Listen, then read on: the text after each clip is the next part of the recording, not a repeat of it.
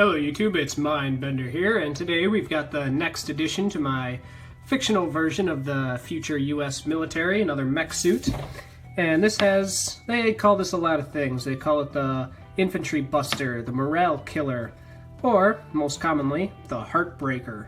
The reason this thing is called the Heartbreaker is because, as you can see, or can't see, the pilot is completely protected. He is completely surrounded. This thing is very heavily armored and very difficult to stop. In addition to that, as you can see by both the twin large weapons on the arms, as well as the missile launchers up top, or mortar launchers, whatever these would be, this thing is very heavily armed, so it is very difficult to stop, and it can cause a lot of trouble. So when the enemy sees these things coming, that's it. They turn and they run. I was actually inspired by a lot of different things when I built this. First and foremost, I was inspired by something a viewer actually sent me on the Facebook page. So, Joseph, if you're watching this, this is what I told you about. This is because of you, so thank you for the mock that you showed me. This isn't a copy of what he sent, not at all. But his mech suit had kind of a dome curved sort of shape to it, and that was really what struck me, what inspired me, and I knew I had to do something dome shaped or with a lot of curves to it, hence the shape of this cockpit.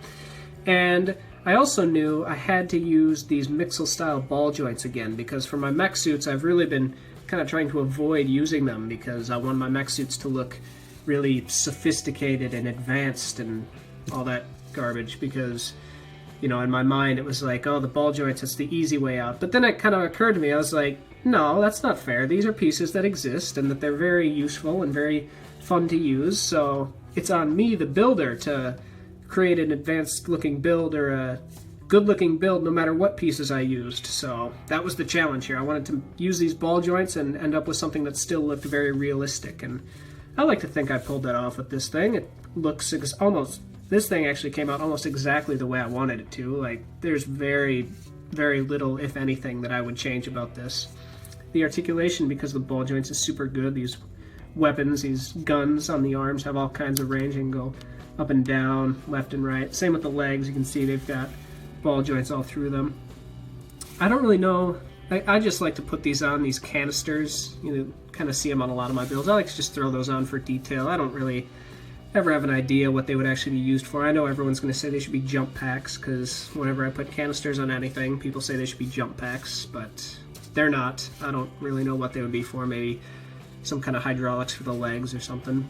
The feet, I was going to do like really complicated, detailed feet, and then it kind of occurred to me, I was like, no, if we're building mech suits in the future, balance is going to be what's important, and they need a sturdy base, so the feet would probably just be these big pads that provide a lot of stability and support, so I went with that.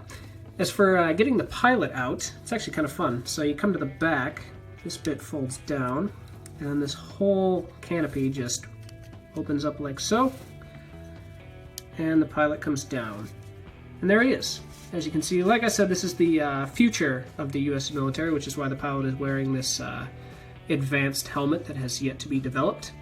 And to put him back in there, he just goes in like that, and you'll see he's not facing straight forward, not even close. He's almost laying completely facing up, and that's because this thing doesn't have windshields, as you can see. When it goes down, like, he's completely enclosed inside there, and then this back bit folds up.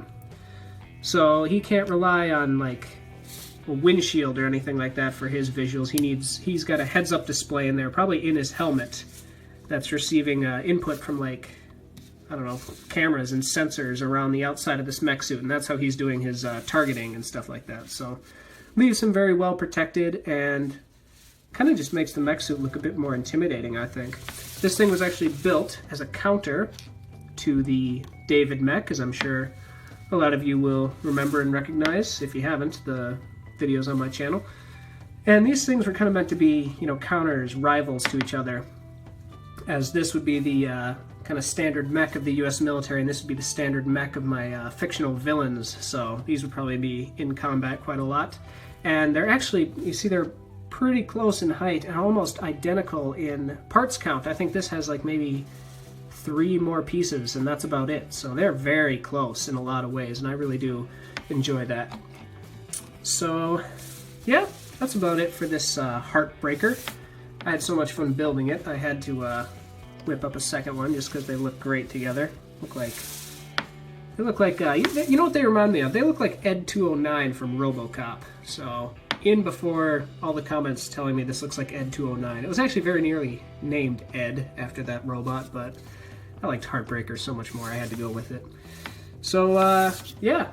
Joseph, thanks for the inspiration, and the rest of you, thank you for watching. If you like this video, please give it a thumbs up. If you really like this video, feel free to subscribe, and I've been Mindbender. I'll talk to you later.